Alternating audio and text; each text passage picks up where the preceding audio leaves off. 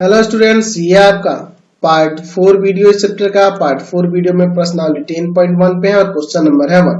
कह रहा है कार्तीय तल में एक चतुर्भुज खींचिए जिसके शीर्ष -4,5, 0,7, 5,-5 और -4,-2 है। इसका क्षेत्रफल भी ज्ञात करें। तो पहले हम लोग कार्तीय तल में एक चतुर्भुज खींच के पहले दिखा देते हैं। ठीक है, देखिए ये मैं यहाँ पे ये x अक्ष और y अक्ष ले लेता हूँ। निर्देशांक तल कहिए या कार्तीय तल कहिए। ये आपका x हो जाएगा, यहाँ x डैश हो जाएगा, y और नीचे मैं यहाँ y डैश दे देता हूँ।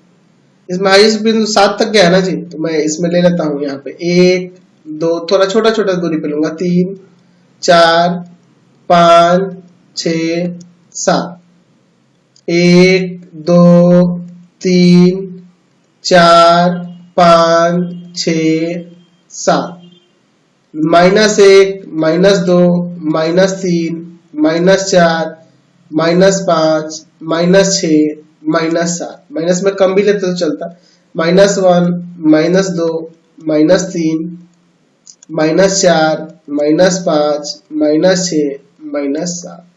चलिए देखते हैं, x का -4 है और y का 5 है। x का -4 ये रहा और y का 5 ये रहा, तो दोनों के सामने, इसके सामने और इस 5 के सामने, तो यहाँ पे आ जाएगा। इस बिंदु का नाम हम लोग देते हैं a और इसका निर्देशांक हो जाएगा -4,5। ठीक है, -4,5। चलिए -4,5। दूसरा बिंदु देखिए 0,7 है, तो x का 0, y का 7, तो यानी 0,7 यही हो जाएगा। इसको मैं b लिख देता हूँ। x का 5, y का -5, x का 5 और y का -5, इधर 5 और इधर -5, ये हो जाएगा। इसका नाम मैं c देता हूँ और इसका निर्देशांक हो जाएगा 5,-5। अगला है -4, -2, तो x का -4 और y का -2, यह हो जाएगा -4, -2 और इसका नाम दे देता हूं मैं d।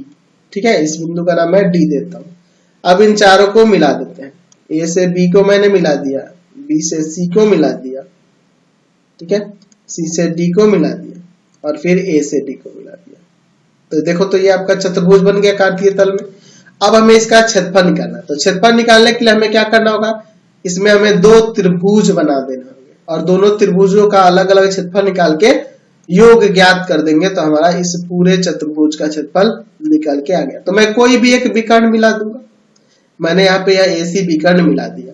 तो हम लोग पढ़े हुए हैं त्रिभुज का क्षेत्रफल के लिए फॉर्मूला, त्रिभुज का क्षेत्रफल के लिए फॉर्मूला पढ़े, जब उसके शीर्षों के निर्देशांक x1y1, x2y2 और x3y3 हो, तो 1/2 x1 y2 minus y3 plus x2 y3 minus y1 plus x3 y1 minus y2, ये हम लोग फॉर्मूला पढ़ चुके हैं और इसी का अप्लाई करके यहाँ पे हम लोग क्षेत्रफल निकालने वाले।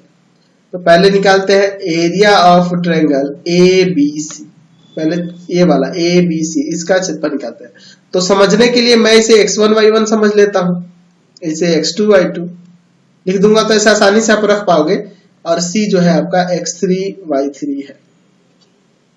तो त्रिभुज ABC का क्षेत्रफल 1/2, ध्यान से देखो, x1 माइनस का 4, y2 माइनस y3 यानी कि 7 माइनस, और यहां भी माइनस है तो प्लस हो जाएगा, y3 प्लस x2, तो x2 की जगह पे 0 है, x2 की जगह पे क्या है जी, 0 है ना, ठीक है, और y3 माइनस y1 यानी कि हो जाएगा -5 और -5 प्लस x3 की जगह पे 5 है, y1 माइनस y2 यानी कि हो जाएगा 5 और -7, 1/2। यहाँ देखो ये जुड़ेगा तो 12, बच्चों का 48 माइनस का 48, ये तो भैया 0 हो जाएगा।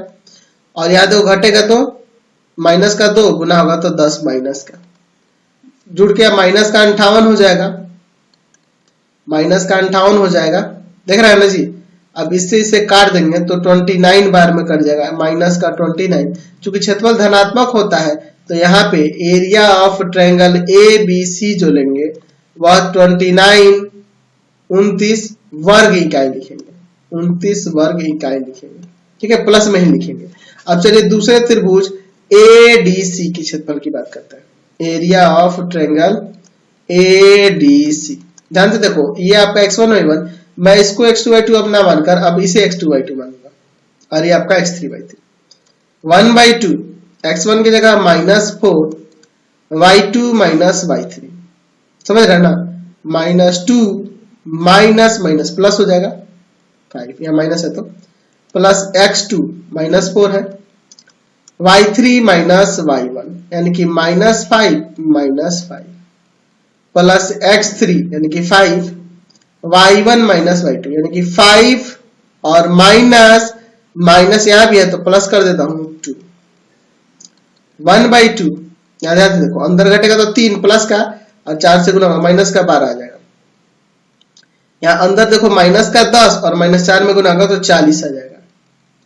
7 और 7 पंजे 35 हो जाएगा, समझ गए ना। चलिए इसको सॉल्व करते हैं। तो यहाँ इन दोनों को जोड़ देंगे तो 75 में से 12 घटा लो तो 75 में से 12 जाएगा आपका 63 आ जाएगा। 1/2 गुना में 63 यानी कि 63/2 वर्ग इकाई। तो हमें इस चतुर्भुज एबीसीडी का क्षेत्रफल निकालना था, एबीसीडी का क्षेत्रफल निकालना था।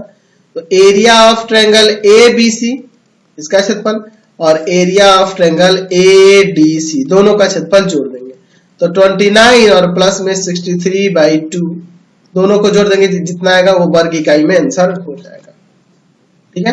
2 यहाँ देखो आ जाएगा 58 और प्लस में 63, 8 3 11 1, 6 5 11 1 12, 121/2 वर्ग इकाई।